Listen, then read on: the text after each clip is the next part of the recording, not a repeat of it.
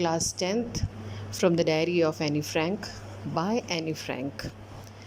Anne Frank को लगता है कि 13 साल की लड़की की डायरी में भला कोई इंटरेस्ट क्यों लेगा, लेकिन फिर भी वह डायरी लिखना शुरू करती है क्योंकि उसके दिल में बहुत सी बातें दबी हुई थी जिन्हें वो बाहर निकालना चाहती थी। उसका मानना था कि paper has more patience than people. कागज़ में लोगों में ज़्यादा सब्र होता है क्योंकि कागज़ आपकी बातें बिना टोके बिना जज किए सुनता है। एनी बताती है कि ऐसा नहीं है कि वह दुनिया में अकेली है।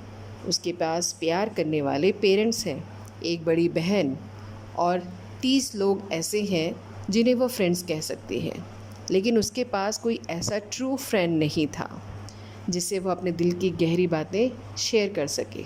वह दोस्तों के साथ सिर्फ गुड टाइम्स बिता सकती थी पर पर्सनल बातें नहीं। इसी अकेलेपन को दूर करने के लिए वह अपनी डायरी को ही अपने सबसे पक्की दोस्त बना लेती है और उसका नाम रखती है किटी। अपनी डायरी में सीधी बात लिखने की बजाय एनी पहले अपने परिवार का एक छोटा सा परिचय देती है। उसके फादर दुनिया के सबसे एडोरेबल फादर हैं। 1942 में उसकी ग्रैंड मदर की मौत हो जाती है जिससे एनी को बहुत दुख होता है और वो उन्हें अपने बहुत याद करती है। यह पूरी कहानी तब की है जब नाज़ीज़ से बचने के लिए वे लोग छिपने जा रहे थे, लेकिन डायरी का यह हिस्सा उनके स्कूल के दिनों का है। एनी अपने स्कूल के दिनों की घटना शेयर करती है।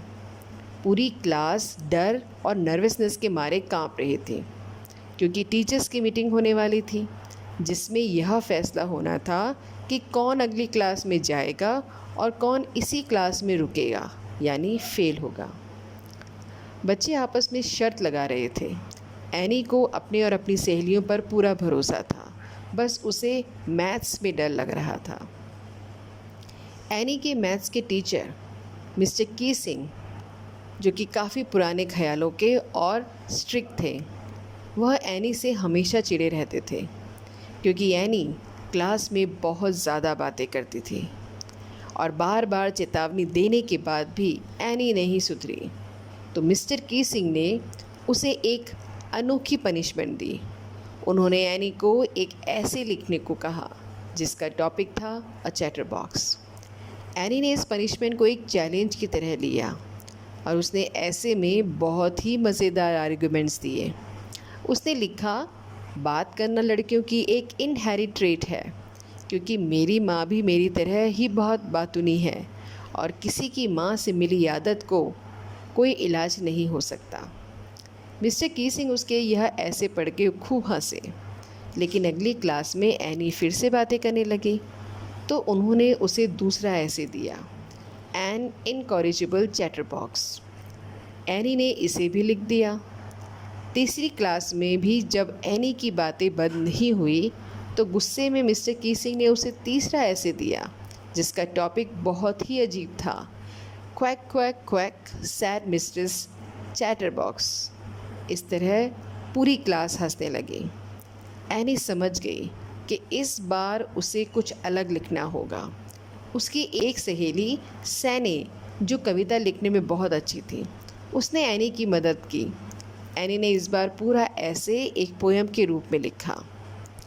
पोयम में एक मदर बतख यानी मदर डक और एक पिता यानी फादर स्वैन के बारे में थी जिनके 3 डकलिंग्स थे।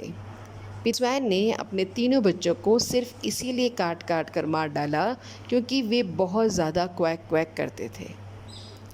यह जोक सीधे मिस्टर की सिंह पर था, लेकिन उन्होंने इस जोक को बहुत ही लाइट हार्टेड और अच्छे तरीके से लिया। उन्होंने पूरी क्लास के सामने और बाकी क्लासेस में भी इस कविता को पढ़कर सुनाया। उस दिन के बाद मिस्टर की सिंह ने एनी को क्लास में बात करने से कभी नहीं रोका और वह खुद भी क्लास में जोक्स क्रैक करने लगी। The key of this chapter is need for expressions.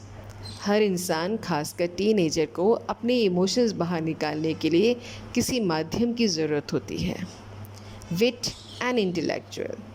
अपनी बुद्धिमानी और हाजिर जवाबी से अब आप किसी भी सख्त इंसान का दिल जीत सकते हैं, जैसे एनी ने मिस्टर की सिंह के साथ किया। Thank you. If you're liking my video, kindly like, share and subscribe my channel, and please do comment also.